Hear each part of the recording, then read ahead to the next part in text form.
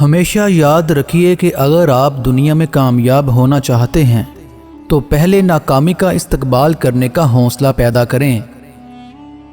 لوگوں نے ساتھ نہیں دیا تو دکھی مت ہونا، خواب تمہارے ہیں تو کوشش بھی تمہیں ہی کرنی ہوگی۔ جن کا بھروسہ اللہ پر ہوتا ہے نا، ان کی منزل کامیابی ہے۔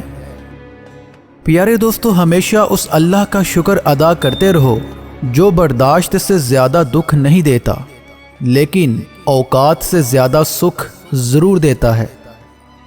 پیارے دوستو، آپ اپنی منزل پر کبھی بھی نہیں پہنچ پائیں گے اگر آپ راستے میں بھونکنے والے ہر کتے کو پتھر ماریں گے۔ جو شخص برداشت کرنے کا فن جانتا ہے وہ شخص زندگی کی کوئی بھی جنگ نہیں ہار سکتا۔ لوگ تمہاری راہ میں ہمیشہ پتھر پھینکیں گے، اب یہ تم پر ہے کہ تم ان پتھروں سے کیا بناتے ہو، مشکلات کی دیوار یا کامیابی کا پل۔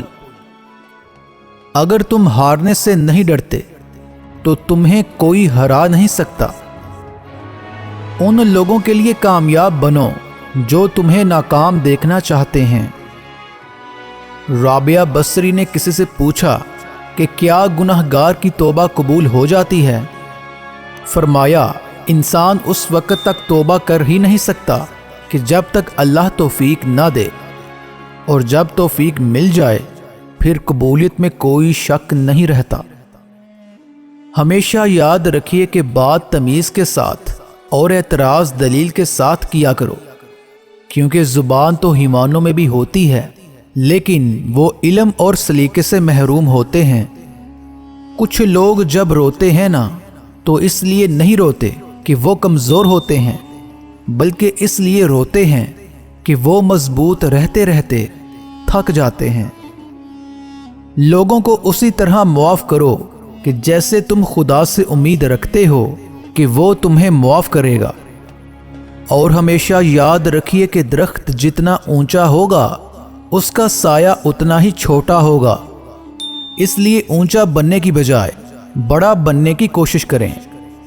دنیا کا سب سے مشکل کام اس بات کی وضاحت کرنا ہے کہ آپ کسی کے ساتھ کتنے سچے اور مخلص ہیں۔ کچھ الفاظ محض الفاظ نہیں ہوتے، وہ کیفیت ہوتی ہے۔ سمجھ تب ہی آتے ہیں جب خود آپ پر سے گزرتی ہے۔ جھوٹ بول کر بھروسہ توڑنے سے بہتر ہے سچ بول کے رشتہ توڑ دیا جائے۔ رشتہ پھر جڑ جائے گا لیکن بھروسہ کبھی نہیں جڑتا۔